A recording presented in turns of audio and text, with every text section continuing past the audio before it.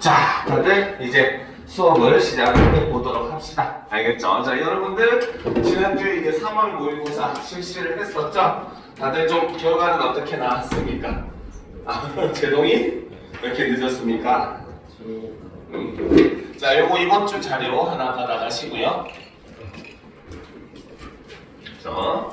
자, 이번에 그 3월 모의고사 이제 실제로 등급 컷이나 이런 걸 봤는데 솔직히 상당히 좀 어렵게 출제가 됐었죠. 그렇죠? 이번에 1등급 컷이 79점 정도가 나왔어요. 알겠죠? 보통 이제 3월 모의고사 같은 경우는 이제 재수생들이 붙지 않기 때문에 일반적으로 6월이나 9월에 비해서는 조금 낮게 나오는 거는 맞아요. 근데 재수생이 붙는다고 하더라도 이제 적게는 한 2, 3점에서 많게는 한 4, 5점 정도 등급 컷이 올라가거든요. 그걸 감안을 하더라도 1등급 컷이 거의 82에서 84점 정도. 그치, 이 정도면은 예상하기로는 이제 표준 점수가 한 140점대 이 정도 나오지 않았을까 생각을 하는데, 뭐 결과로 놓고 봤을 때 어떤 자료에서는 이번에 165점이 나왔다는 소리가 있더라고요. 그래서 역대급 수능에서 지금 표준 점수 제일 높게 나온 게 145점이었었거든요. 알겠죠? 그래서 그런 경향성, 현재 지금 물론 이게 서울시 교육청에서 이제 출제한 거기 때문에 여러분들이 수능의 경향이라고 볼 수는 없기는 해요. 근데 늘 얘기했지만 올해 수능은 아마 굉장히 좀 어려울 거다. 항상 선생님이 강조를 하고 있고, 그걸 제외하고더라도 기본적으로 이제 조금 어려운 내용에 대한 공부를 열심히 해 놓으면은 쉽게 나왔을 때도 오히려 쉽게 해결할 수가 있죠. 반대로 쉬운 문제를 가지고 이제 우리가 대비를 하는데 갑자기 어렵게 나왔다 이러면 대비할 방법이 없습니다. 그렇죠? 그러니까 그런 걸 늘 유념을 하면서 우리가 자신의 실력을 높이기 위한 그런 공부를 같이 하도록 합시다. 알겠죠? 자, 이번 주에 여러분들한테 정보를 얻었더니 이번 주에도 질문을 2개만 학교에서 했다고 들었어요. 아직 뭐 독서나 이런 데 관련된 시험 범위 관련된 내용이나 이런 거 더 전달 나온 게 없었죠. 그렇죠? 자, 그러면 일단 오늘은 바로 화법 적용학습 첫 번째 지문 2개 우리가 한번 살펴보도록 합시다. 자, 2개밖에 없기 때문에 내용이 그렇게 빡빡하진 않아요. 그런데 이 첫 번째 지문 같은 경우는 사실상 이제 발표의 형식을 띠고는 있지만 독서처럼 이제 문제를 낼 수도 있는 그러한 지문 내용이다 보니까 여러분들이 이 지문 같은 경우는 내용 분석을 조금 더 신경을 쓰실 필요가 있습니다. 알겠죠? 자, 그러면 처음부터 한번 살펴보도록 합시다. 자, 이 냄새 뭐지? 그렇죠? 이거는 지금 냄새에 대해서 어떻게, 그렇죠? 냄새에 대한 부정적 반응을 하고 있는 모습을 이렇게 제시를 해주고 있죠. 자, 그런데 반면에 다음은 좋은 냄새 난다 라고 얘기를 하고 있습니다. 그래서 냄새에 대해서 긍정적인 반응을 하는 모습을 보여주더라는 거죠. 그래서 기분이 좋아지는 것, 이런 식으로. 그렇죠? 그래서 지금 이 첫 부분에서는 바로 뭐다? 그죠? 바로 냄새에 대한, 그죠? 바로 다양한 반응을 이렇게 처음 부분에서 제시를 해주고 있더라 라는 걸 우리가 볼 수 있더라는 거죠. 자, 가끔 이런 말을 하는 저 자신과 친구들을 발견하곤 하는데요. 이는 냄새가 사람들을 기분 좋게도 나쁘게도 만든다는 것을 보여줍니다. 그래서 이 반응으로서 하고자 하는 얘기는 바로 뭐다? 냄새는 사람의 기분을 좌우할 수가 있다 라고 하는 걸 이렇게 보여준다는 거죠. 자, 오늘 제가 발표할 주제는 바로 이 냄새와 후각입니다. 그래서 이제부터 이거에 대해서 발표를 하겠다 라고 한다는 거죠. 자, 그래서 이 발표문 같은 경우는 처음에는 바로 뭐다? 다양한 반응과, 그렇죠? 그로 인한 결과를 이렇게 제시를 함으로써, 그렇죠? 자연스럽게 내가 말하고자 하는 화제를 제시를 하고 거기에 플러스 사람들의 흥미를 유발해주는 이러한 모습도 보여주더라는 거죠. 그렇죠? 그래서 냄새와 후각에 대해서 이제부터 발표를 하겠다 하는 내용이 이제 이렇게 전개가 되고 있는 모습입니다. 근데 사실 이제 이 이후부터는 거의 독서 지문과 유사한 모습을 보이고 있기 때문에 내용을 좀 우리가 같이 정리를 하면서 보도록 합시다. 자, 냄새를 맡는 감각기관인 후각은 액체 또는 공기 중에 떠다니는 화학 분자를 감지하는 감각입니다 라는 거죠. 자, 여기서 후각이 하는 역할은 일단 일반적인 정의로는 바로 냄새를 맡는 감각이라고 얘기를 하는데, 이거를 다시 한 번 더 과학적으로 정의를 내리면 바로 뭐다? 액체 또는 공기 중에 떠다니는 화학 분자를 감지하는 기관이다. 자, 후각을 정의하는 데 있어서 일반적인 정의와 과학적인 정의 두 가지 방식을 지금 사용을 하고 있습니다. 그쵸? 자, 그러면 내용을 정리를 해보도록 합시다. 자, 냄새와 후각에 대해서 이제 제시를 하는 건데, 첫 번째 후각은 1. 개념. 그죠? 자, 첫 번째는 냄새를 맡는 감각이다. 하지만 이거를 과학적인 내용으로 이제 정의를 내리게 되면 뭐라고 할 수 있다? 바로 액체 또는 공기 중에 중화학 분자를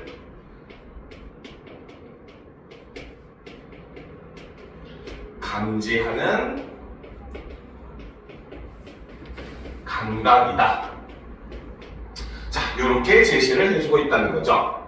자, 후각은 다른 감각과 다른 독특한 특징을 가지고 있습니다. 그러면 지금부터는 바로 뭐다? 후각이 다른 감각과 차이 나는 점, 후각의 차이점에 대해서 제시를 하겠다는 거죠. 자, 첫 번째는 바로 뭐다? 후각은 대뇌의 감각 피질과 직접 연결이 되어 있다는 거죠. 자, 근데 여기서 이제 설명하는 방식도 우리가 한번 판단을 해봐야 되겠죠. 자, 시각, 청각 등의 다른 감각의 경우는 정보가 들어오면 시상이라고 하는 대뇌기관에서 정보를 통합한 뒤 감각 피질로 전달되는 반면에, 자, 여기서는 시각과 청각에 대해서 얘기를 했어요. 그렇죠? 그런데 반면에를 기준으로 시각과 청각 그리고 후각을 서로 어떻게 대조를 하고 있는 이런 모습을 보여준다는 거죠. 그래서 시각, 청각 등은 바로 뭐다? 감각이 다른 감각의 경우는 정보가 들어오면 먼저 1차로, 그렇죠? 시상으로, 첫 번째 단계 시상으로 이라고 하는 대뇌기관에서 정보를 통합하고, 그 다음에 두 번째 감각 피질로 전달하는 이런 모습을 보여주는데, 자, 반면에 후각은 바로 어떻더라? 그렇죠? 시각과 청각이죠. 자, 그런데 후각은 바로 정보가 후각 피질로 바로 전달이 되더라. 자, 전달되는 특징이 있다 라는 거죠. 그래서 여기서는 바로 시각과 청각 같은 다른 감각과 후각을 서로 어떻게 대조하는 모습을 통해서 설명을 하고 있더라는 겁니다. 알겠죠? 자, 그 다음 둘째, 후각은 감정과 기억을 처리하는 뇌의 부위에 직접적인 영향을 줍니다. 자, 후각의 두 번째 특징은 바로 무엇이다? 바로 감정과 기억을 처리하는 뇌의 부위에 직접적인 영향을 준다 라고 얘기한다는 거죠. 이는 후각 피질이 감정과 기억의 중추인 변연계에 인접해 있다. 자, 이 이유는 바로 뭐 때문에? 후각 피질이 감정과 기억의 중추인 변연계에 인접해 있기 때문이다. 그쵸? 그에 대한 이것에 직접적으로 영향을 주는 바로 원인을 제시를 하고 있죠. 즉 여기서는 인과의 방식을 사용을 하고 있다라고 볼 수 있다는 거죠. 자, 계속 보도록 합시다. 자, 이때 변연계라고 하는 것은 뭐냐? 자, 한번 보도록 합시다. 자, 이때 변연계는 바로 감정 조절에 관여하는 편도체와 기억 저장에 중요한 해마를 포함하고 있는 이 부분을 바로 변연계라고 하는데, 자, 이때 된장찌개 냄새를 맡으면 어렸을 적 추억이나 애틋한 감정이 갑자기 소화되는 것을 사례로 들 수가 있습니다 라고 얘기를 하면서 이 부분에서는 바로 뭐다? 사례를 제시해서, 즉 예시를 통해서 그쵸 설명을 하고 있더라는 거죠. 그쵸. 그래서 여기서는 바로 뭐다? 후각을 통해, 그쵸. 자, 과거 기억과 감정을 떠올린 사례를 이렇게 제시를 하고 있더라는 거죠. 자, 그 다음 이제 보답시다. 셋째.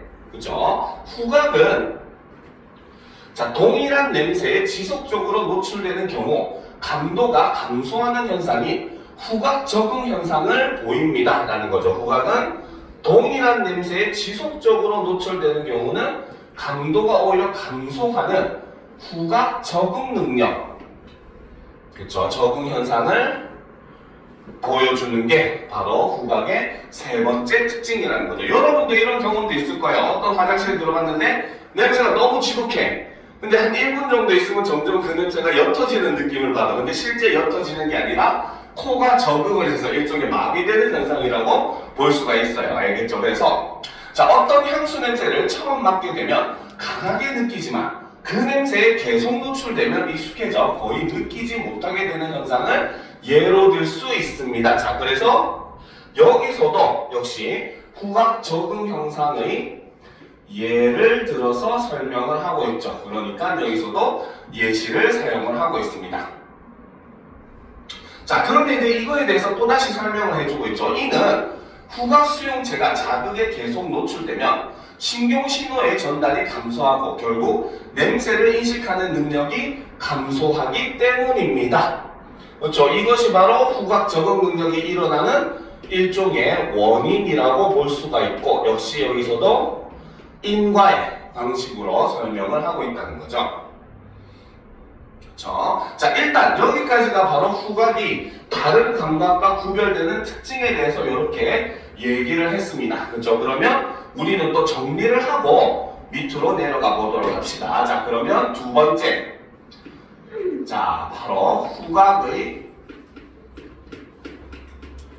특징을 보게 되면, 그렇죠? 자, 첫 번째는 바로 무엇이다? 그렇죠? 바로 후각은 대뇌의 감각 피질과 직접 연결이 되더라는 거죠. 그렇죠? 자, 그래서 이때 이걸 설명할 때 우리가 다른 감각과의 비교 방식을 사용을 했었죠. 그렇죠? 이때 자, 시각이나 청각 등 다른 감각의 경우는 어떤 과정을 거친다? 얘네들은 바로 뭐다? 정보가 감각 정보라고 하는 게 더 맞겠죠. 감각 정보가 먼저 어디로? 시상이라고 하는, 그쵸? 시상에서, 이거는 대뇌의 기관인데, 그래서 시상에서 통합이 되고, 그쵸? 그리고 이것이 바로 뭐다? 다시 감각 피질로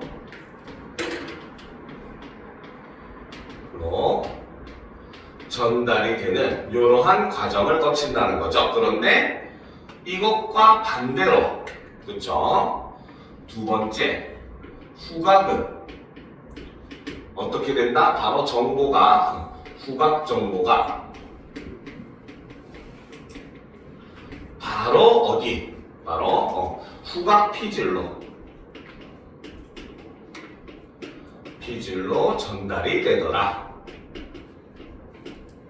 이런 특징이 있더라는 거죠. 그래서 요거를 설명하는 방식으로서 여기에 대조의 방식을 사용을 했다. 요거까지 우리가 보면은 굉장히 완벽하게 볼 수가 있겠죠. 그렇죠? 자, 그리고 이거 다 쓰면 두 번째로 정리를 들어가 보도록 합시다. 다 썼어요?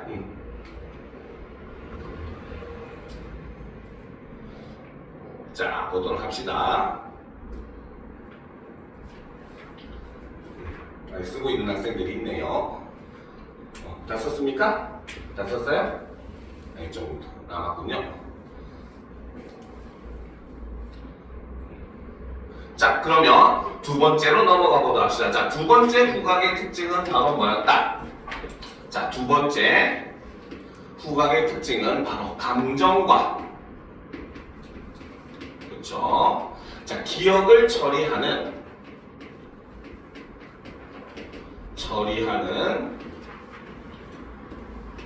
뇌의 부위에 직접 영향을 준다는 거죠. 그렇죠? 자, 이거는 그 이유는, 자, 아까 여기 나와 있었죠. 그렇죠? 바로 뭐다? 후각 피질이, 자, 변연계라고 하는 게 바로 뭐다? 감정과 기억 중추, 감정과 기억을 컨트롤하는 그 중추, 변연계에 인접해 있기 때문이다. 그래서 이유를 제시했기 때문에 여기서 쓰인 방법은 바로 인과의 방식이다 라는 걸 우리가 볼 수 있더라는 거죠. 그쵸? 자, 그리고 이제 세 번째, 그쵸? 자, 후각은 바로 뭐다? 후각 적응 현상이 발생을 하더라 라는 거죠. 그래서 후각 적응 현상이라고 하는 것은 바로 뭐다? 동일 냄새에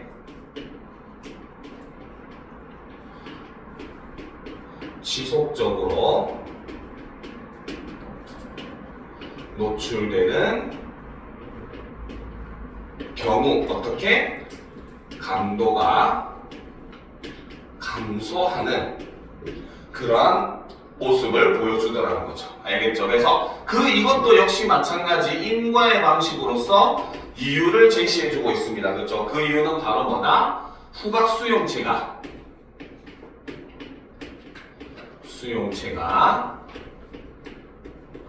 자극에 계속 노출이 되게 되면, 그렇죠? 노출되면 어떻게? 신경 신호의 전달이 감소한다는 거죠. 신경 신호 전달이 감소하고, 그러면 이로 인해서 바로 뭐다? 냄새 인식 능력도 역시 감소하게 되기 때문이다. 이렇게 이야기를 해주고 있다는 거죠. 자, 그래서 여기서는 다양한 설명 방식, 예시라든지 대조라든지 인과라든지 이런 방식을 사용을 해서 자신의 이제 설명을 보다 더 청중들이 이해하기 쉽도록 이렇게 전달을 해주고 있다는 거죠. 알겠죠? 자, 그런데 이제 봅시다. 그런데 이러한 후각 적응은 생존에 유리한 측면이 있습니다. 자, 후각 적응이 생존에 유리한 측면이 있다. 오히려 장점이 존재한다라고 함으로써 여기서는 후각 적응의 장점에 대해서 설명을 하더라는 거죠. 자, 그 장점이 뭐냐? 지속적인 자극에 대한 반응을 줄임으로써 다른 새로운 자극에 더 민감하게 반응할 수가 있다 라는 겁니다. 알겠습니까? 자, 우리가 다른 감각 같은 경우는 지속적으로 이제 우리가 감각을 느끼게 되면은 그 감각이 감소하지 않아요.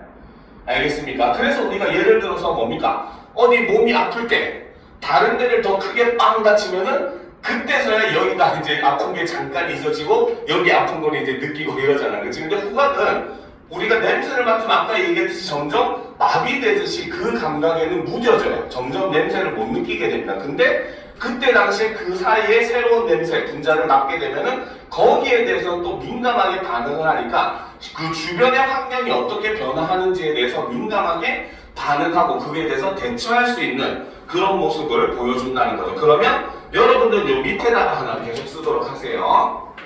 자, 이 후각 적응 능력의 장점은 바로 뭐다? 저 장점은 땡땡 바로 뭐다? 바로 다른 새로운 자극에 더 민감하게 반응을 할 수 있다. 그래서 우리가 거기에 대처를 할 수 있게 만들어주는 것이 바로 이 후각 적응 능력이다 라고 이야기를 하고 있다는 거죠. 자, 그럼 이제 다음 문단으로 넘어갑시다. 그래서 여기까지는 후각에 대한 설명을 했습니다. 자, 한편 냄새는 자 이제부터는 뭐다? 냄새에 대해서 설명을 하겠다는 거죠. 그렇죠? 자, 냄새는 사람에 따라 냄새 분자의 구조나 농도에 따라 경험이나 문화에 따라 다르게 감각되기도 합니다 라는 거죠. 그러면 냄새는 일단 기본적인 핵심 내용을 요약하면 바로 뭐다? 냄새는 다르게 감각이 되기도 한다는 거야. 근데 그 기준이 바로 뭐다? 사람에 따라서 냄새 분자의 구조나 농도에 따라서 혹은 경험이나 문화에 따라서 같은 냄새라도 다르게 감각이 된다. 이렇게 얘기를 하는 거죠. 그렇죠? 그러면 자, 냄새에 이제 뭡니까? 냄새가 다르게 감각되는데 영향을 주는 요소들. 요 세 가지는 바로 뭐다? 같은 냄새를 다르게 감각하는데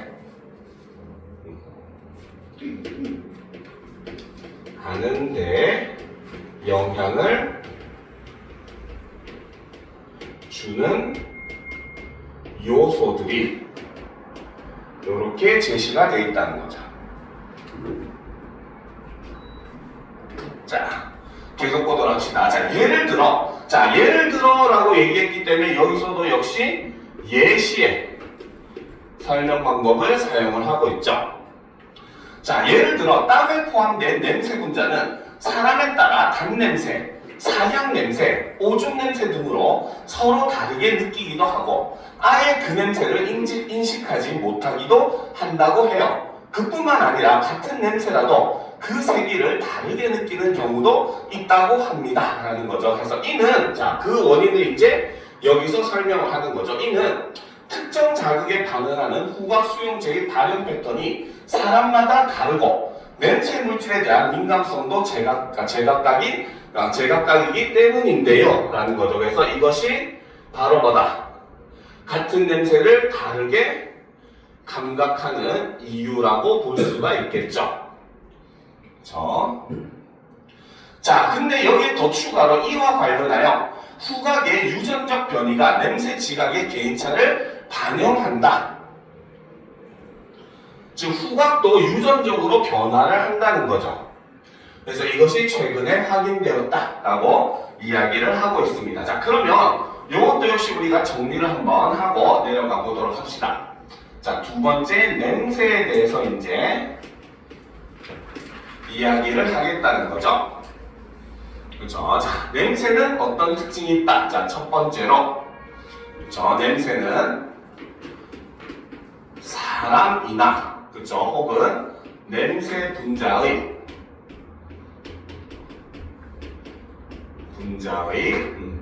구조나 농도, 그 다음에 경험이나 문화에 따라 다르게 감각이 됩니다.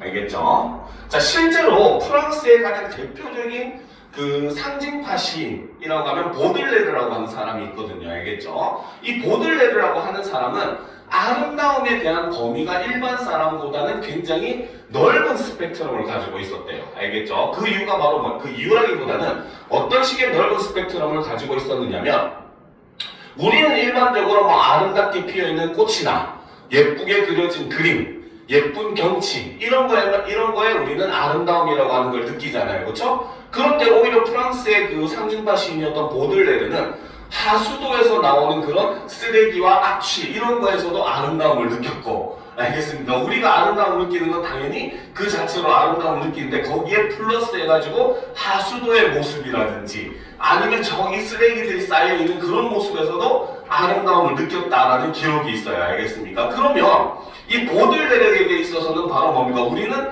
하수도 냄새 하면은 무슨 냄새야? 악취야 이렇게 생각을 하는데 보들레르 입장에서는 오히려 하수도의 그런 냄새도 하나의 좋은 향기가 될 수도 있다는 거예요. 그렇죠? 그러니까 이렇게 냄새라고 하는 것은 사람마다 다르게 감각을 한다라고 이야기를 하더라는 거죠. 그렇죠? 근데 그 이유를 이제 여기서 제시를 해주고 있습니다. 바로 무엇이다? 바로 특정 자극에 반응하는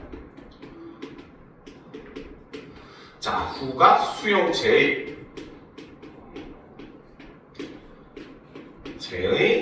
발현 패턴이 사람마다 다르다는 거죠. 그렇죠? 자, 그리고 플러스 바로 냄새 물질에 대한 민감도도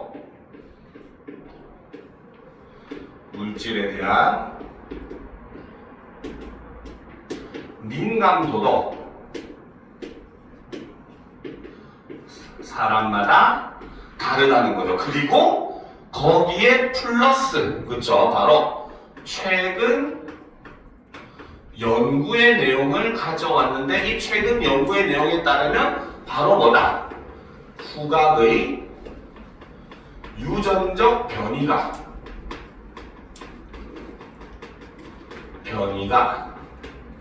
냄새, 그렇죠? 지각의 개인차를 반영을 한다. 즉 사람마다 다르게 냄새를 인식하는 게 실제로 후각에도 유전적인 변이를 일으키고 그것이 반영되는 모습을 볼 수 있다. 이렇게 얘기를 하더라는 거죠. 자, 또한 분자식이 같더라도 3차원 구조가 다른 입체 이성질체의 냄새 분자의 경우 서로 다른 냄새가 나기도 합니다. 라는 거죠. 굉장히 어려운 말이 나왔죠. 그렇죠? 바로 뭐다? 분자식이 같더라도 3차원 구조가 다른 입체 이성질체의 냄새 분자의 경우는 서로 다른 냄새가 나기도 한다는 거죠. 근데 여기서는 지금 바로 뭐다? 청중들이 이해하기 어려운 용어를 사용을 하고 있습니다. 그런데 그거를 이제 어떻게 청중의 이해를 돕기 위해서 예를 통해서 지금 예시를 통해서 설명을 하고 있다는 거죠. 어려운 용어를 먼저 사용한 다음에 예시를 통해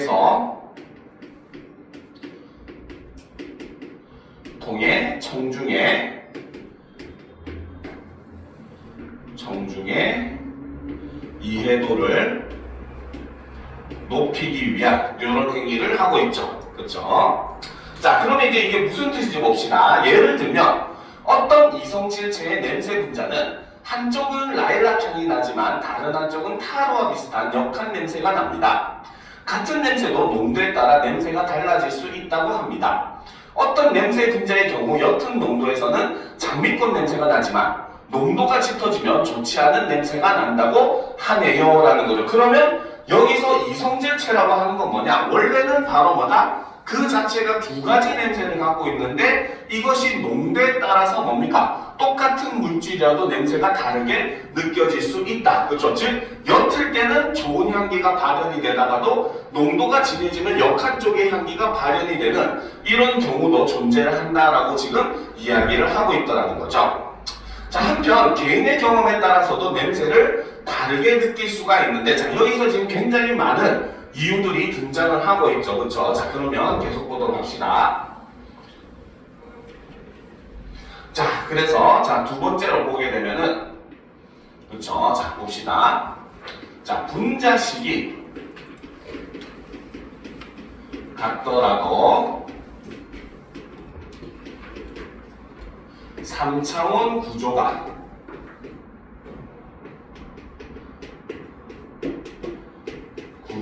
다른, 그쵸? 입체 이성질체.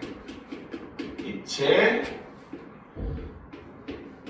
이성질체의 경우, 그쵸?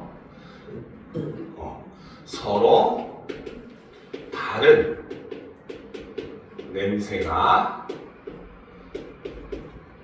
나기도 한다는 거죠. 그쵸? 자, 그리고 이제 세 번째. 그쵸? 자, 세 번째는 바로 뭐다? 여기 나와 있었죠? 바로 개인의 경험에 따라서도 냄새를 다르게 느낄 수 있다는 거죠. 그쵸? 그래서 개인의 경험에 따라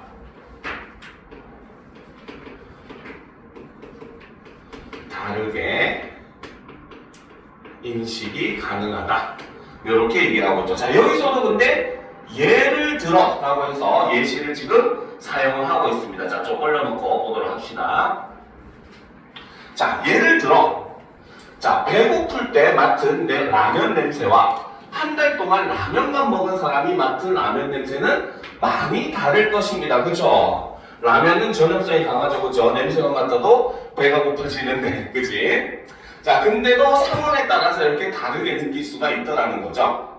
자, 문화적 배경도 냄새를 어떻게 느끼는지에 영향을 줍니다. 그렇죠? 네 번째는 문화적 배경도 배경에 따라서도 달라진다. 따라서도 다르게 인식을 한다. 이렇게 얘기를 해주고 있다는 거죠. 자, 일부 문화에서 선호하는 특정 향신료나 음식의 냄새를 다른 문화권에서는 부정적으로 받아들일 수도 있습니다. 대표적인 게 고수조. 그렇죠? 여러분들은 고수 좋아합니까? 우리나라 사람들은 좀 안 좋아하는 편이긴 해요. 근데 우리나라를 제외하고 다른 나라에서는 굉장히 인기 있는 향신료긴 합니다. 알겠습니까? 그러니까 고수에 대해서 우리가 싫어하는 사람들은 약간 비누 맛 난다, 약간 로션 향이 난다, 이런 식으로 얘기를 하죠. 자, 그렇기 때문에 같은 냄새도 이렇게 서로 사람에 따라 다르게 인식을 할 수가 있다는 거죠. 자, 지금까지 말씀드린 내용을 정리하자면 냄새는, 그렇죠?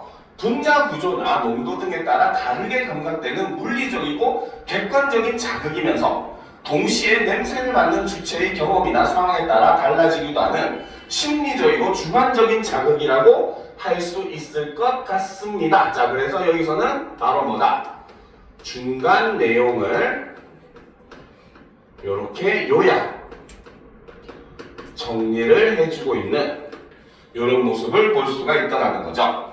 자, 이제 발표를 마무리하면서 여러분께 작은 선물을 드릴까 합니다. 분무기로 액체를 뿌리고 잠시 기다린 뒤, 자, 화법에서는 이런 게 중요하죠. 그렇죠? 자, 지금 이 발표하는 사람은 분무기로 액체를 직접 뿌리고 잠시 기다리더라는 거죠. 그렇죠? 그래서 자, 여기서는 자, 비언어적 행동을 하는데 일반적인 우리가 다르게 본 글들하고 조금 다른 역할을 하고 있죠. 그렇죠? 그래서 바로 뭐다? 청중이, 그렇죠? 자, 직접 냄새 자극을 느낄 수 있도록 유도를 하는 이런 모습을 보여주더라는 거죠. 그래서 직접 경험을 하게 만든다는 거죠. 그래서 어떤 향기가 나나요? 시원하면서도 달콤한 이 향기가 여러분에게는 어떻게 다가올까요? 이 향기가 좋은 느낌으로 기억되기를 바라며 여러분의 남은 하루를 응원합니다. 이상 발표를 마치겠습니다. 라고 하면서 사람들에게 마지막에 냄새 테러를 하고 발표를 끝내고 있는 이런 모습을 우리가 볼 수 있다라는 거죠. 그래서 이 지문 같은 경우는 솔직하게 얘기를 하면은 솔직히 내신에서는 아마 독서처럼 내기도 참 좋은 지문이긴 합니다. 그래서 내용 같은 경우는 우리가 이렇게 하나하나 조금 정리를 하면서 볼 필요도 그렇기 때문에 있는 그런 글이다 라고 볼 수 있더라는 거죠. 자, 그러면 이제 옆에 보면은 선생님 뒤에 보면 이론 부분, 발표에 대한 내용을 간단하게 살펴놨으니까 간단하게 우리가 살펴보도록 합시다. 자, 발표의 과정을 일단 먼저 살펴보게 되면 당연히 내가 무엇에 대해서 발표할지 주제를 먼저 분석을 해야 되겠죠. 그리고 그와 관련된 자료를 수집하고 정리를 한 다음에 매체 자료라고 하는 것을 활용을 합니다. 그러면 이런 부분에서 우리가 앞에 글과 연관시켜서 얘기하면은 바로 뭐다? 여기서는 바로 후각 매체를 오히려 지금 사용을 하고 있는 독특한 모습을 볼 수가 있죠. 그렇죠? 일반적으로 우리가 매체하면은 주로 시각적인 거 이런 것들 위주로만 얘기하고 거기서 조금 다음에 이제 음악 같은 청각적인 거 얘기하는데 후각적인 걸 얘기하는 거는 좀 처음 보는 글이라는 걸 알 수가 있을 거예요. 그래서 후각 매체를 활용해서 바로 뭐다? 청중이 직접 느껴 보게 볼 수 있도록 유도를 하는 이런 모습을 보여주더라는 거죠. 그래서 이 발표라고 하는 건 그렇기 때문에 입체적인 의사소통 활동이다. 단순히 뭡니까? 시각만, 청각만 이렇게 쓰는 게 아니라 여러 가지 감각을 다 사용을 하는 그런 의사소통 활동이다 라고 볼 수 있다는 거죠. 자, 그랬을 때 자, 우리는 발표를 준비할 때 항상 중요한 게 바로 청중을 분석하는 게 굉장히 중요합니다. 그래서 발표자가 말하기 목적을 달성하기 위해서 청중의 성향을 여러 가지 측면에서 분석하는 게 굉장히 중요하더라는 거죠. 알겠죠? 그래서 우리가 이런 거를 그 글로 따지면 예상 독자, 그 다음에 이런 발표나 강연에서는 예상 청중이라고 얘기를 해요. 그래서 그 사람들의 수준을 아는 게 굉장히 중요한 이유가 있습니다. 자, 보게 되면 첫 번째로 자, 청중 분석은 어느 면에서 하느냐? 첫 번째, 사회 지리적인 측면에서 하면은 청중의 연령이 어떻게 되는지, 성별이 어떻게 되는지, 직업은 어떻게 되는지, 종교는 어떻게 되는지, 문화적 배경은 어떻게 되는지, 거주 지역은 어떻게 되는지 이런 것들을 우리가 고려해야 된다는 거예요. 물론 주제가 이것과 전혀 상관이 없는 것이면은 괜찮을 수도 있기는 해요. 알겠죠? 그런데 예를 들어서 우리가 이슬람 문화권에 요즘 지금 이란이랑 그 다음에 이스라엘이랑 전쟁하고 난리가 났죠. 그렇죠? 그런데 그런 이란에 가가지고 갑자기 기독교 포교 활동을 하는 연설을 한다면 사람들한테 뭐를 돌봤습니다. 알겠습니까? 그러니까 이런 것들은 우리가 굉장히 그 발표를 할 때 뭡니까? 청중이 어떤 이런 것들을 가지고 있느냐를 분석을 해줘야 된다는 거죠. 그 다음 심리적 측면에서는 주제에 대한 흥미, 그쵸? 발표를 듣는 동기, 욕구, 성격, 가치관, 관심사, 배경 지식이나 지식 수준, 특히 이런 것들이 굉장히 중요하죠. 알겠습니까? 그러니까 우리가 바로 뭐다? 가능하면은 청중이 그렇죠? 이해하기 쉬운 낱말이나 용어를 사용해야 된다 라고 얘기하고 있다는 거죠. 자, 기타는 이제 청중의 규모나 발표 장소 이런 것들도 우리가 발표 시간도 생각을 해야 된다는 거죠. 자, 발표 단계에 따라서 이제 우리가 분석을 해보면은 자, 계획 단계에서는 먼저 미리 청중의 성향을 분석을 한다는 거고 그 다음 말할 내용을 선정하고 내용 구성하는 방향, 표현과 전달 방법을 구상하는데 이제 영향을 준다는 거죠. 이런 청중 분석이. 그래서 청중의 반응을 예상해서 사항별 대처 방법을 미리 준비한다. 뭐 요거는 그냥 읽어보시면 될 거예요. 자, 그리고 발표 단계 역시 마찬가지입니다. 청중의 반응을 보면서 즉각적으로 분석해요. 선생님이 막 수업하는데 여러분들이 다 자고 있어. 그럼 수업하는 의미가 없잖아요. 그렇죠? 그렇지? 그렇다고 잘하는 소리는 아닙니다. 알겠죠? 그러니까 바로 청중들이 좀 지루해할 것 같으면 중간중간에 이목을 집중시킬 수 있는 뭐 여러 가지 뭐 퍼포먼스나 이런 것들 한다든지 이런 것들은 직접 발표를 하는 단계에서 할 수 있는 것들이라는 거죠. 자, 그 다음에 이거는 애초에 발표 계획을 조정하는 데 영향을 주고 그때그때 청중의 반응에 따라 발표의 내용과 방법을 조절할 수가 있다. 그래서 발표라는 거 하는 건 고정된 것이 아니라는 겁니다. 알겠죠? 자, 발표의 내용 구성은 요거는 여러분들이 이제 간단하게 한 번만 읽어보시면 될 거예요. 알겠죠? 그래서 여러분들이 발표에 대해서 좀 더 이해하기 쉬우라고 선생님이 제시한 자료니까 한 번쯤은 다들 읽어보시기 바랍니다. 알겠죠? 자, 요거는 이제 우리가 저번에도 한번 얘기했었던 거. 발표에서 이제 사실 합법 문제에서 진짜 시험에 나오는 것들은 요런 것들이 문제에서 항상 묻고 있는 내용들이었죠. 그렇죠? 바로 준언어적 표현 전략은 첫 시간에도 우리 얘기했었잖아요. 그렇죠? 그냥 단순하게 여러분 하는 거랑 여러분 하는 거랑은 의미가 다르다는 거. 그렇죠? 이런 것들을 활용해서 사람들의 이목을 집중시킨다든지 이런 효과를 가져올 수 있다는 거고, 비언어적, 그렇죠? 항상 자료 같은 거 할 때 손가락으로 가리키는 행위, 그렇죠? 이런 것들. 그 다음에 아까도 발표할 때 분무기를 확 뿌려가지고 사람들이 냄새 맡도록 하는 이런 것들을 통해서 우리가 의미를 전달할 수가 있다는 겁니다. 자, 그럼 이제 다음 질문으로 넘어갑시다. 바로 반대 신문식 토론에 대한 내용이죠. 자, 보도록 합시다. 자, 이 내용을 하기 전에 우리는 자, 반대 신문식 토론. 최근에 조금 뜨고 있는 내용이에요. 자, 요거에 대해서 조금 알아둘 필요는 있습니다. 알겠죠? 왜요? 시험 거의 맞잖아, 그지? 그죠?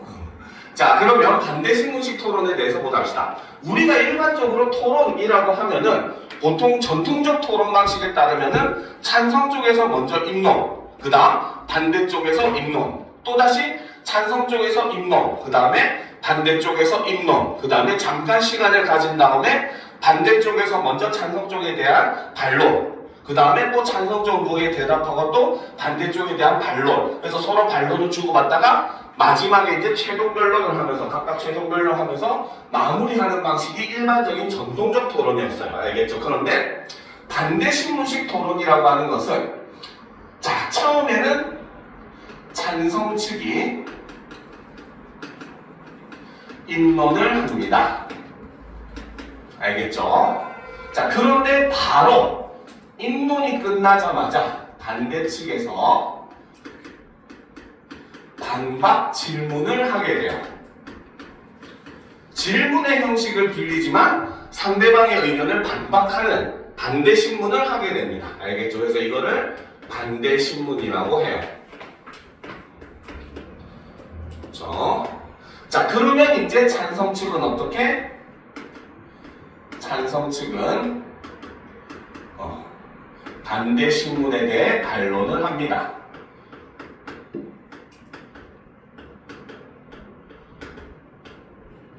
반론을 하게 되고, 그 다음에 이제 다시 네 번째가 반대 측이 입론을 하죠.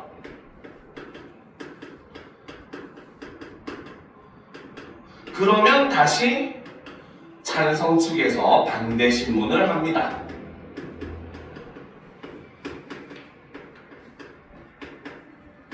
알겠죠? 그래서 이 과정이 반복되는 걸 우리는 반대 신문식 토론이다. 이렇게 얘기를 해요. 알겠죠? 자, 정확하게 얘기하면은 처음에 찬성 측이 먼저 자기들의 입론을 얘기하면은 바로 반대 측에서 반대 신문, 질문의 형식으로 반대 신문을 합니다. 알겠죠? 그러면 그 찬성 측에서는 그에 대해서 반박을 하게 되죠. 그 다음에 반대 측이 입론을 하면은 반대로 이제 찬성 측이 거기에 대해서 반대 신문을 하고, 그러면 또 역시 반대 측도 거기에 대해서 재반박을 하게 돼요. 그거를 두 번 반복을 합니다. 알겠습니까? 자, 그리고 나서는 잠시 시간을 가진 다음에 전통적 토론처럼 서로 반론을 하는 시간을 가지게 되고, 마지막에 최종 변론을 하고 마무리하는 게 반대 신문식 토론의 방식입니다. 알겠죠? 자, 최근에 시험에서 이 전통적 토론보다는 반대 신문식 토론에 대한 내용이 굉장히 많이 나오고 있으니까 이러한 진행 방식은 여러분들도 반드시 알아둘 필요가 있습니다. 알겠습니까? 자, 그러면 이제 우리가 처음부터 지문을 보도록 합시다. 자, 친절하게 처음에 사회자의 말에 A라는 말이 나와 있죠. 표시가 있죠. 그렇죠? 이런 토론이라든지 혹은 면담이라든지 인터뷰라든지, 그쵸? 이런 것들을 하게 되면 꼭 시험에 나오는 게 하나가 있어요. 그거는 바로 뭐냐? 토론이나 토의의 경우는 사회자가 지금 이 발언에서 어떤 역할들을 하고 있는지, 혹은 인터뷰나 면담 같은 경우는 이 사람이 상대방의 대답을 요구하는 방식이 어떤지, 이런 것들을 묻는 문제가 반드시 등장을 하게 됩니다. 알겠죠? 그러니까 이 A와 같은 부분에서 물을 수 있는 거는 딱 하나밖에 없죠. 바로 여기서 드러나는 사회자의 역할, 이거를 묻는 문제는 반드시 나올 수밖에 없다는 겁니다. 알겠죠? 자, 그러면 내용을 보도록 합시다. 자, 최근 인간 고유의 영역이라 믿었던 문화예술 분야에서 AI에 의한 창작 사례가 급증하고 있습니다. 고우나 렘브란트 화풍을 그대로 따라하는 AI 미술가가 등장하고 비틀즈 스타일로 작곡하는 AI도 등장했습니다. 어떤 AI 화가가 그린 29점의 작품이 미술 경매에서 총 97,000달러에 판매되기도 하였으며 AI에게 13만여 점의 근현대 미술 작품을 학습시켜 만든 영상 설치 작품이 뉴욕 현대미술관에 전시됐다는 소식도 들려오고 있습니다. 라는 거죠. 그렇죠? 자, 그러면 지금 사회자는 바로 뭐다? 이 첫 번째 문장에서는 바로 지금 이 반대 신문식 토론을 하게 된, 그쵸? 토론, 논제, 저 배경을 이렇게 제시를 하고 있더라는 거죠. 왜 우리가 지금 이 토론을 해야 되는가? 왜 잘 안 보여요? 좀 크게 써줄게요. 그러면 여기서는 바로 토론, 논제의 배경을 제시해주고 있다. 이렇게 볼 수 있다는 거죠. 자, 그리고 이제 그 논제의 배경을 제시하는 방법 중에 최근에 이러이러한 사례들이 있었다라고 얘기를 하면서 바로 그 배경이 있는 실제 사례를 이렇게 제시를 하면서 자기가 이 논제의 배경이 사실이다 라고 하는 거를 보여주고 있다는 겁니다. 알겠습니까? 그러면 여기서 지금 사회자가 하고 있는 역할 첫 번째는 바로 뭐다? 토론의 배경을 소개해주는 이런 역할을 하고 있다는 거죠. 알겠습니까? 자, 그럼 이제 계속 내용을 보도록 합시다. 이처럼 창의력과 상상력을 필요로 하는 분야에서 AI가 두각을 나타내고 있는데요. 그래서 오늘은 AI도 예술가로 인정해야 한다. 이것이 바로 토론을 하는 주제, 바로 논제가 된다는 거죠. 자, 그러면 여기서 사회자가 하고 있는 역할 두 번째가 나옵니다. 바로 무엇이다? 논제를 제시해 준다 라고 볼 수 있다는 거죠. 그죠?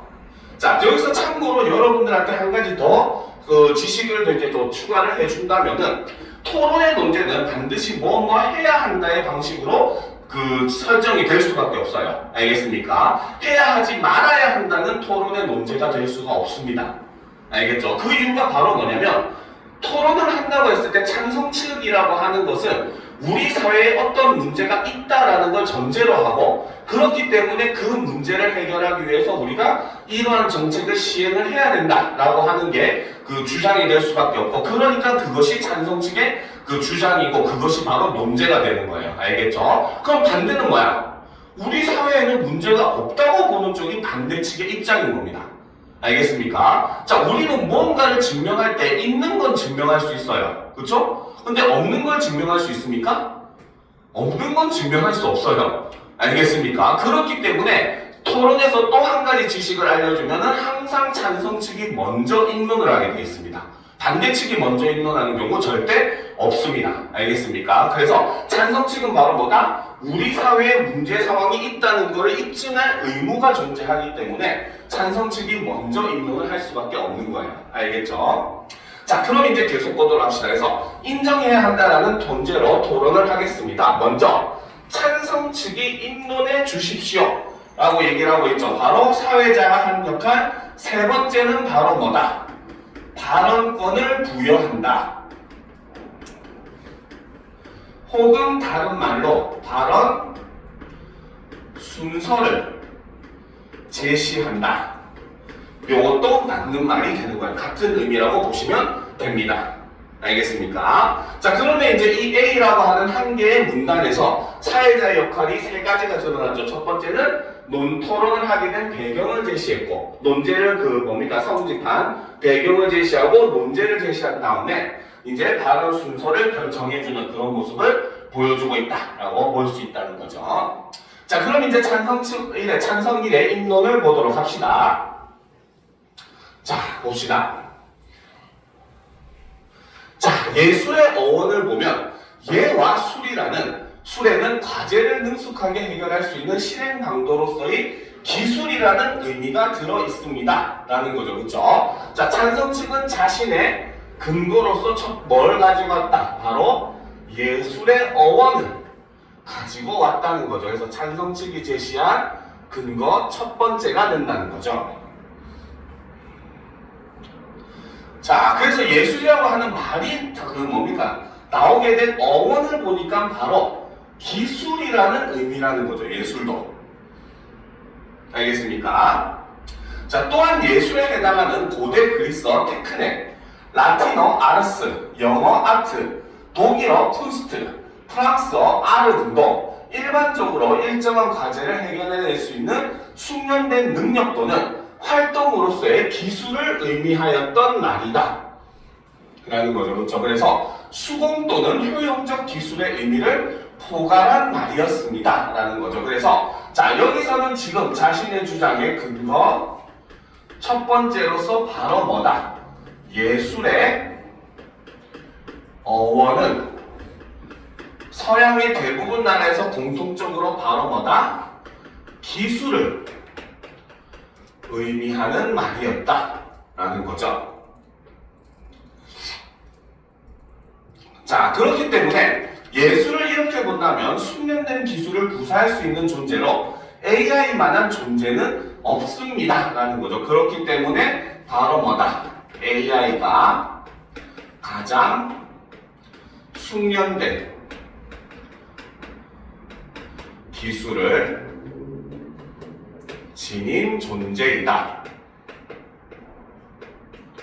자, 라고 하는 게 찬성 측이 첫 번째 근거로서 가지고 온 내용이라는 거죠.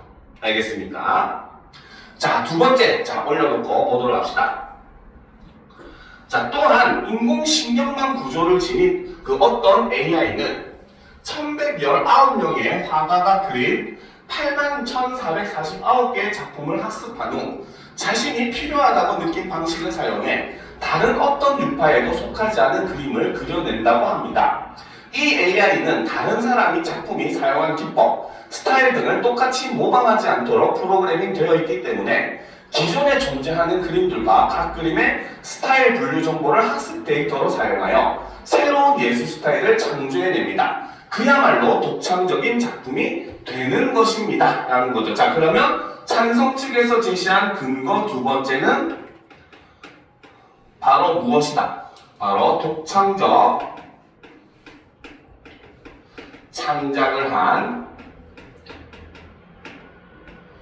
AI의 사례를 가지고 와서 지금 근거 두 번째로 제시를 하고 있다는 거죠. 그렇죠? 그래서 이 찬성 측의 주장에 따르면, 이야기에 따르면 바로 무엇이다? 그렇죠? 다른 화가들의 작품을 학습한 후 기존에 없던 새로운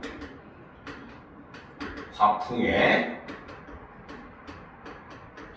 그림을 창작을 하는 그런 AI가 있었다라고 사례를 지금 제시를 하고 있습니다. 알겠습니까? 자, 그 다음 또 올려놓고 보도록 합시다. 자, 한편 한 논문에 따르면 그림을 구별하는 실험에서 참가자들이 사람이 그린 그림과 인공지능이 생성한 그림을 구별하지 못했던 경우가 있었다고 합니다. 자, 그래서 여기서는 바로 뭐다? 논문의 내용을 지금 제시를 하고 있죠. 그래서 논문 내용을 이렇게 제시를 함으로써 자신의 주장에 대한 신뢰성을 높이려는 이런 모습을 보여주더라는 거죠. 자, 또 뉴욕 크리스티 경매에서는 AI가 창작한 그림이 최초로 경매에 나와 고가에 낙찰되는 일도 있었습니다. 이 작품은 프랑스의 연구자들이 개발한 AI 화가 오비어스가 그린 것으로 그림의 오른쪽 아래에는 화가의 서명 대신 작품 생성 알고리즘이 적혀 있습니다. 오비어스는 14세기부터 20세기까지의 서양화 1만 5천여 작품을 데이터베이스로 하여 이미지를 분석하고 초상화의 구성 요소를 학습한 뒤 창작을 해냈다고 합니다. 라는 거죠. 자, 그래서 여기서는 자신의 주장에 대한 근거 세 번째를 제시를 하는데 여기서는 두 가지가 제시되어 있죠. 첫 번째는 논문을 제시를 했죠. 바로 사람들이 인간 작가의 작품과 AI 창작물을 구분을 하지 못했다 라는 내용. 그렇죠? 그리고 두 번째는 뉴욕 크리스티 경매 사례를 제시를 하면서 자, 이를 통해서 실제 AI 작품이 고가에 낙찰된 사례가 존재를 하더라. 즉 사람들은 이미 AI의 그림을 비싼 가격에 살 정도로 예술성을 인정하고 있다라고 하는 일종의 근거로서 사용을 하고 있다는 거죠. 알겠습니까? 자, 이처럼 AI가 만든 작품이 지닌 기술의 숙련도, 독창성, 인간이 창작한 것과 구별이 안 될 정도로 뛰어난 작품성 등을 볼 때 AI도 예술가로 인정해야 합니다. 자, 이게 바로 찬성 측의 주장이 되는 거죠.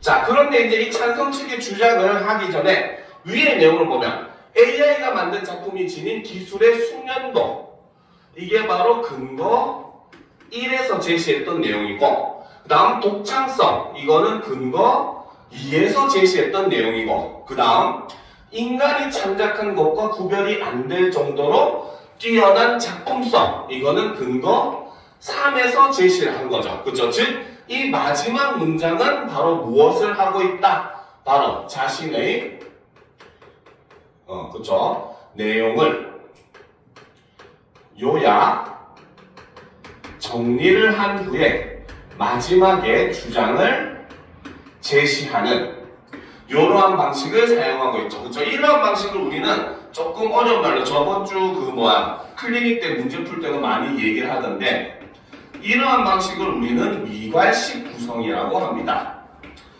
자, 중심 문장이 어디에 놓였는지에 따라서 우리는 두괄식, 중괄식, 미괄식, 양괄식 이렇게 네 가지로 구분을 합니다. 두괄식은 말 그대로 문단의 처음에 중심 내용부터 얘기하고 그 다음에 그에 대한 근거를 제시하는 서술하는 방법이 두괄식. 중괄식은 가운데에 중심 내용이 있어요. 그래서 앞에 다른 이야기하고 가운데 중심 얘기하고 다시 또 그거에 대해서 설명하는 이런 방식이 중괄식. 근데 중괄식은 우리가 사실 보기가 힘들어요. 거의 그래서 안 씁니다. 미괄식은 방금 한 것처럼 중심 문장이 제일 마지막에 오는 거. 양괄식은 처음에 중심 문장을 먼저 얘기하고 그 다음에 중간에 그에 대해서 서술을 한 다음에 마지막에 한 번 더 중심 내용을 다시 강조하는 방식이 양괄식이다. 이런 것도 우리가 같이 알아두면 도움이 되겠죠. 그렇죠? 자, 그래서 이렇게 찬성 측이 지금 입론을 마무리한 상황이죠. 자, 그랬더니 이제 사회자가 다시 또 자, 이어서 반대 측에서 반대 신문해 주십시오라고 얘기를 함으로써 발언권을 여전히 부여를 하고 있죠. 자, 그래서 여기서는 발언 순서 혹은 발언권을 제시를 하고 있죠. 자, 그래서 이제 반대 신문은 질문의 형식으로 하거든요. 자, 어떤 식으로 질문하고 있는지 봅시다. 그래서 여기서는 아까도 얘기했지만 질문의 형식일 뿐인 거야. 사실 의도는 다른 데 있는 거죠. 상대방의 의견을 반박하는 질문입니다. 알겠습니까? 자, 그러면 어떤 방식으로 반박하는지가 당연히 시험 문제에 등장을 하겠죠. 그렇죠? 보도록 합시다. 자, AI가 그리기 전에 학습하는 데이터들은 인간이 제공하는 것이 아닌가요? 그렇다면 AI는 창작의 보조도구일 뿐이고 창작자, 즉 예술가는 인간이 아닐까요? 라는 거죠. 즉 반대의가 질문의 형식으로 얘기한 거지만 사실 주장의 내용은 바로 뭐다?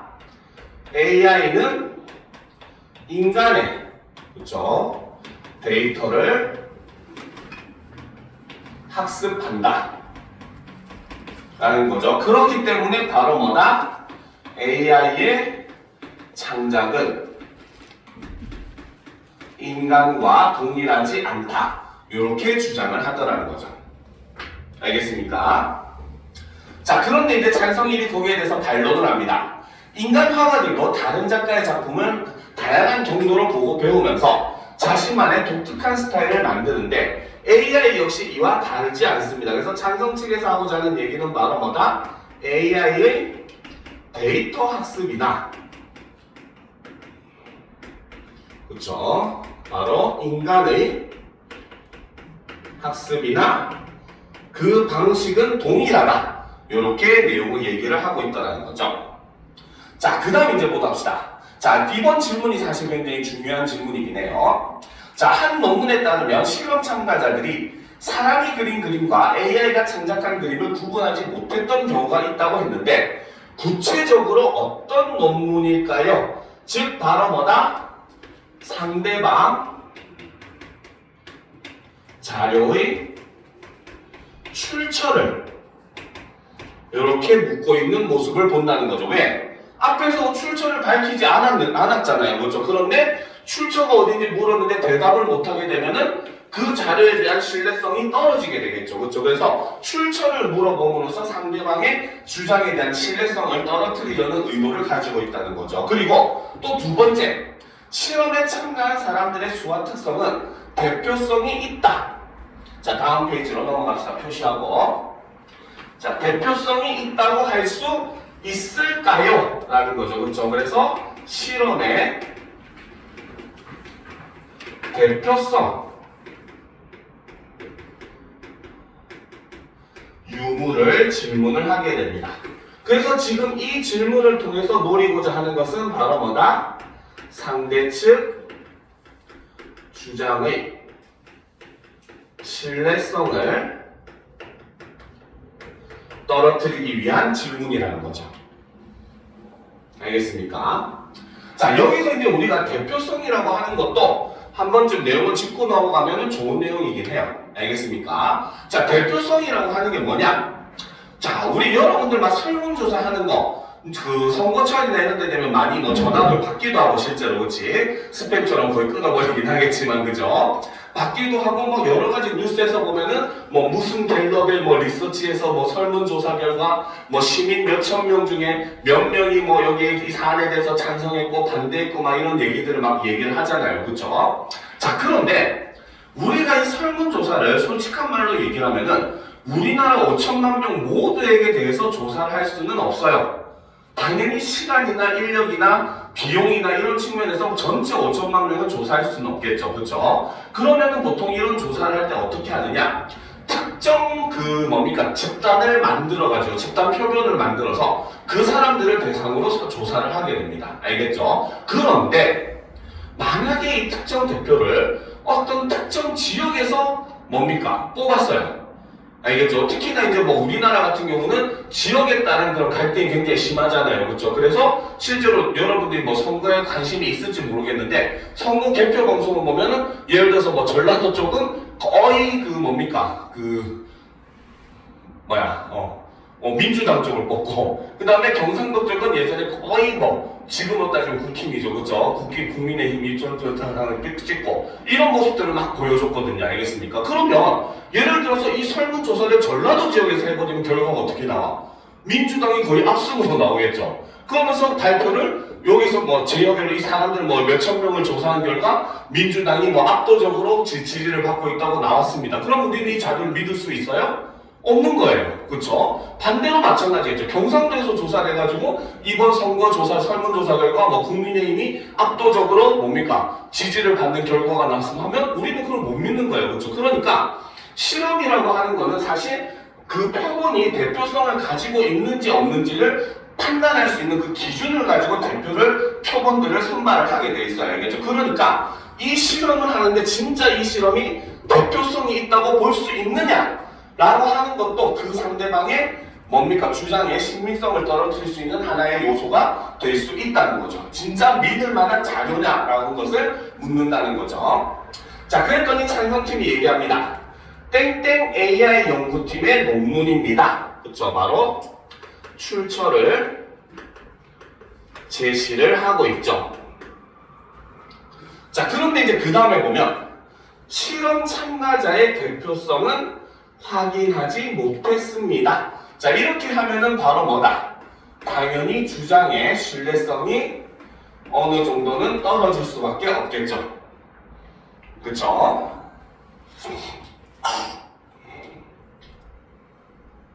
자, 그러면 이제 보도록 합시다. 자, 이번에는 반대측 입론해 주십시오. 예술은 인간이 미적으로 가치 있는 것을 만들어내고자 하는 의도를 가지고 소재를 가공하여 결과물을 만드는 활동입니다. 자, 반대측은 오히려 예술의 개념을 지금 제시를 하고 있죠. 그렇죠? 자, 한 철학가는 예술미는 인간의 정신에 의해서 창조된 미이며 자연의 언어와 달리 예술의 언어는 인간에게 의미있게 말을 거는 요구가 많은 언어이면서도 인간의 마음을 구속하지 않고 오히려 인식 능력들의 놀이를 위해 자유의 놀이 공간을 열어놓는다고 말하기도 했습니다. 자, 여기서는 한 철학가, 그쵸? 일종의 전문가의 말을 인용해 오는 방식을 사용을 하고 있다는 겁니다. 그쵸?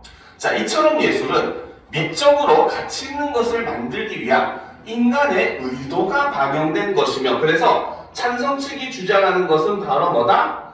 예술은 인간의 의도가 반영되어야 한다 라는 거죠. 그쵸? 그래서 그러하기에 예술은 인간의 인식을 고양시켜 사람들에게 감동을 주는 활동입니다. 이러한 예술의 정의로 볼 때 AI가 딥러닝을 통해 아직까지 존재하지 않았던 작품을 만들어낸다 해도 이는 계산과 학습에 의한 것으로 미적으로 가치 있는 결과물을 만들고자 하는 주체의 의도가 없기에 AI를 예술가로 인정할 수 없습니다. 라는 거죠. 그렇죠? 이게 바로 반대측 주장이고, 그렇죠? 자, 그 근거는 바로 뭐다? AI의 작품이라고 하는 것은 바로 뭐다? 미적으로 가치 있는 결과물을 만들고자 하는 주체의 의도가 없기 때문에 AI의 작품은 예술로 인정할 수 없다라고 얘기를 하는 거죠. 자, 그래서 반대측에서 근거를 드는 방식, 첫 번째는 바로 뭡니까? 예술의 개념을 제시를 하고 있고, 두 번째는 철학가, 즉 전문가의 말을 인용을 하더라는 거죠. 자, 그렇기 때문에 결론적으로 바로 뭐다? AI에는 의도가 존재하지 않는다, 반영되지 못한다. 고로 AI는 예술가가 아니다 라는 지금 결론을 이야기를 하고 있다는 거죠. 알겠습니까? 자, 다음 문단으로 넘어가 보도록 합시다. 자, AI는 도구이지 예술가가 아닙니다. 자, 두 번째 주장은 바로 뭐다? 세부 주장은 바로 AI는 바로 뭐다? 도구이다 라는 거죠. 그렇죠? 자, 과학기술의 발전은 예술의 새로운 길을 열어준 것이 분명합니다. 원근법의 발명은 2차원의 평면에 공간감과 깊이감을 부여했으며, 카메라의 발명은 회화만이 할 수 있는 또 다른 새로운 길을 찾게 만들었습니다. 자, 그래서 여기서는 그렇죠? 바로 과학의 발달이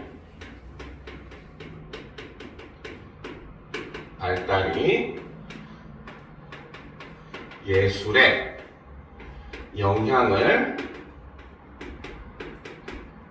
미친 사례를 이렇게 제시를 하고 있다는 거죠. 실제로 예전에 모의고사 질문 중에 그게 있었어요. 엑스레이 기술이 발달을 함으로써 이 엑스레이를 이용한 엑스레이 아트, 대한 질문도 있었어요. 알겠죠? 자, 계속 봅시다. 다시 말하자면 과학기술의 발전은 예술의 국면, 영역을 확장시키거나 변화시키는 역할을 하는 것이지 그 자체가 예술인 것은 아니라는 거죠. 그래서 과학기술의 발전이 하는 역할은 바로 뭐다? 예술의 국면, 영역을 확장시키거나 변화시키는 역할이다 라는 거죠. 자, AI가 만든 작품들은 인간의 명령과 학습 시스템에 의해 생성된 것으로 이때 AI는 작품의 기술적 완성도를 높여주는 역할을 합니다. 즉, AI는 인간이 예술미를 추구하는 과정에서 사용할 수 있는 도구의 하나입니다. 자, 그래서 반대측이 제시한 근거 두 번째는 바로 뭐다? AI는 도구이다. 그러니까 얘는 예술이 아니다. 이렇게 주장을 하더라는 거죠. 자, 또한 인간의 예술은 창작자가 겪은 경험과 이를 통해 발생한 감정, 사회적 맥락을 반영하는 활동입니다. 자, 그래서 핵심은 예술은 창작자가 겪은 경험과 이를 통해 발생한 감정, 사회적 맥락을 반영하는 활동이라는 거죠. 자, 하지만 AI는 인간적인 경험을 겪지 않으며 감정을 느낄 수 없기에 자기 고유의 힘과 개성에 입각하여 새로운 것을 만들어내는 독창성, 창의성을 가질 수 없습니다. 따라서 AI가 만든 작품은 본질적으로 인간 예술과 다를 수밖에 없기 때문에 AI를 예술가로 인정할 수 없습니다. 자, 주장을 한 번 더 이야기를 하고 있다는 거죠. 그렇죠? 자, 그래서 여기서 이제 세 번째 근거로 제시된 것은 바로 뭐다? AI는 경험을 할 수가 없다. 그리고 그를 통해서 감정을 느낄 수가 없다. 고로 AI가 그려낸 것 작품은 예술이 아니다. 라고 이야기를 한다는 거죠. 알겠습니까? 그러면 반대측에서는 예술의 조건으로서 바로 뭐다? 경험과 그로 인한 감정을 들고 있다라는 것도 우리가 볼 수 있더라는 겁니다. 그렇죠? 자, 그러면 보도록 합시다. 자, 이어서 찬성 측에서 반대 신문해 주십시오. 역시 발언권을 부여를 하고 있죠. 자, 인간 예술가들도 예술적 성취를 위해서 다른 예술 작품들을 학습합니다. 그렇다면 AI가 학습을 통해 작품을 창작한다 하더라도 예술가가 될 수 있지 않을까요? 자, 앞에서 한 내용이랑 똑같죠. 바로 AI의 데이터 학습이나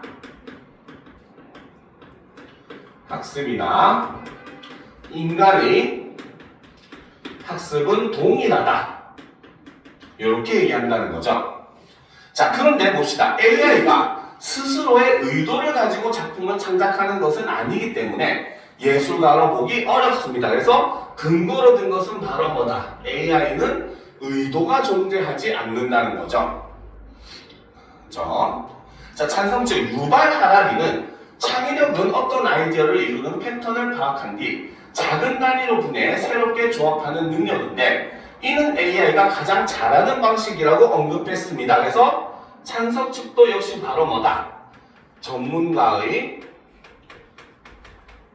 말을 지금 인용하는 방식을 사용을 하고 있다는 거죠. 그렇죠? 자, 이에 따르면 예술의 조건으로서의 독창성, 창의성은 AI가 잘하는 영역이 아닐까요? 자, 예술의 가치는 창작자의 내면적 분해가 창의적으로 표현된 작품을 통해 감상자를 감동시키는 데 있다고 할 수 있습니다. 그러면 반대측이 제시하는 예술의 가치라고 하는 건 바로 뭐다? 창작자의 내면적 고뇌가 감상자에게 감동을 주는 것이다 라는 거죠. 자, AI는 구체적이고 직접적인 경험이 불가능하여 경험에서 발생하는 감정을 이해할 수 없습니다. 그저 데이터를 분석하고 생성하는 알고리즘에 의해 결과물을 산출하는 것뿐입니다. 따라서 AI가 생성한 작품은 자기 고유의 힘과 개성에 입각하여 새로운 것을 만들어내는 독창성, 창의성이 없으며 창작자의 고뇌와 성찰이 드러나지 않기에 감상자의 내면을 심화 확장하여 감동을 주기 어렵습니다. 라고 얘기하면서 뭡니까? 토론이 마무리가 되고 있는 모습을 보여주고 있죠. 그렇죠? 자, 일단 이번 수업 여기까지 하고 10분까지 쉬었다가 시간이 조금 애매하긴 한데 10분까지 쉬었다가 이어서 우리 하도록 합시다. 알겠죠? 자, 화장실도 다녀오고, 자, 잠시 바깥 바람도 좀 쐬고 합시다.